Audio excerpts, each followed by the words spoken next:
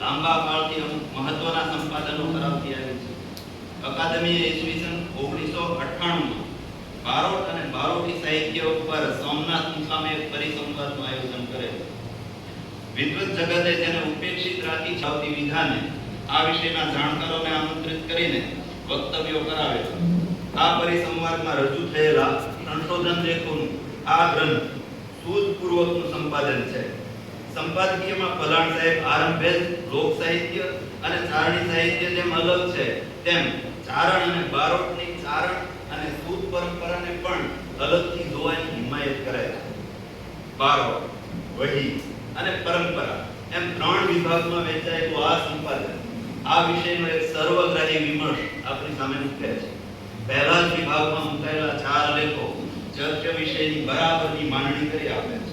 પછીના 2 વિભાગોમાં વહી અને વહીવંચાની પરંપરાને લગતા લેખો આ વિષય તરફ વિદ્વત્જનોનું ધ્યાન ખેંચે તેમ છે. એમાંય વહીની ભાષા અને તેનું અર્થઘટન આ સાહિત્યમાં સંશોધનની વિપુલ શક્યતાને ઉજાગર કરતો લેખ છે. પરંપરા વિષયક વિભાગનો પહેલો લેખ લાભશંકર પુરોહિતનો પુરાણ સાહિત્યમાં સૂત પરંપરા નામે છે. આ લેખમાં એમણે સંસ્કૃત ગ્રંથોમાં સૂત પરંપરા પ્રાચીન કાળથી ચાલતી આવે છે તેનો સંદર્ભો સાથે ઉલ્લેખ કર્યો છે. આ પરંપરા કેટલી જૂની છે તેનો પણ આમાંથી ખ્યાલ આવે છે. આ સંપાદન પલાણ સાહિત્યની સંપાદન કળાનો એક આદર્શ નમૂનો છે. ગુજરાતી સાહિત્ય પરિષદ સમયાંતરે જુદા જુદા સાહિત્ય સ્વરૂપોના ચયનો જે તે વિષયના નિષ્ણાંતો પાસે કરાવતી હોય છે. આવા કામ કોઈ પણ નિષ્ણાંત માટે પડકારરૂપ અને બહુ મહેનત માંગી લેનારા હોય છે. આવો પડકાર પલાણ સાહેબ ગુજરાતી કવિતા છે 1996 સંપાદન કરીને ઉઠાવેલ. જુદા જુદા સામીપોમાં રચનાઓમાંથી પસાર થવું અને તેમાંથી માત્ર 100 રચનાનું ચયન કરવું કપરું કાર્ય ગણાય. તેમ છતાંય સંપાદકને પસંદગીનું કામ એટલું પડકારરૂપ લાગ્યું નથી. આ વર્ષની સરેરાશ કાવ્યભાષી રચનાઓ વિશેનો સંપાદકનો અભિપ્રાય નોંધવા જેવો છે. મોટા ભાગની રચનાઓ પહેલી, બીજી અને ત્રીજી પંક્તિએ ફેંકી દેવા જેવી લાગી છે. ક્યારેક એવું બન્યું છે કે પહેલી પંક્તિ વાંચતા આપણે આમ એકદમ જાગી જઈએ, પછી કહો કે કાવ્યાતુર બનીને પ્રેમ શરૂ કરીએ અને હજુ જ્યાં અર્ધે ન પહોંચ્યા હોઈએ ત્યાં રચના ઠૂસ થઈ જાય. આ એમના શબ્દ છે. આનું કારણ આપતા તરત સ્પષ્ટ જણાવે છે. માત્ર કારણ જ નથી, એનું જે એની પાછળનું કારણ છે એ પણ એને એ વર્ષની દીર્ઘ રચનાઓમાં વિશેષ કામ થયું લાગે છે. એના કારણમાં કવિએ મથામણ કરી હોવાનો અનુભવ લાગે છે. આ બાબત આજના સંદર્ભે સાર્વત્રિક થઈ ગઈ છે. એ ભારે હૃદયે નોંધવું પડે તેવું છે. ગુણવંતરાય આચાર્ય શતાબ્દી વંદના નામનું નોંધપાત્ર સંપાદન એમણે ઈસવીસન 2003માં આપ્યું.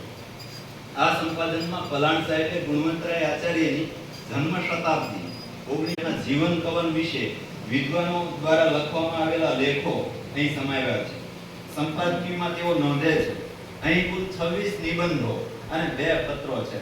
એમાં તપ્તસિંહજી પરમાર અને દુષ્યંત પંડ્યા જેવા ગુરુવર્યો, પીલા અરબ મહેતા, ભાનુબેન કોટેચા, તરુપ કઝારિયા, વર્ષા અડાલજા અને શિરીન મહેતા જેવી પ્રતિષ્ઠિત લેખિકાઓ, મકરંદ દવે, નીતિન વડગામા, શૈલેષ દેવાણી, મુનિકુમાર પંડ્યા, રમણીકલાલ મારુ જેવા લેખકો અને વધારે સંખ્યામાં યુવા લેખકો જેમાં પ્રથમ વિવેચન લેખ પ્રસિદ્ધ થતો હોય બધી ક્લાસ પૂરી પાણી લાઈન ટુ લાઈન બધું પીવડાવવાનું છોકરાઓને બધું જીકો હોય ને પ્રસિદ્ધ થયેલો એ લેખ ફટાફટ નું નામ હતું દરિયાલાલ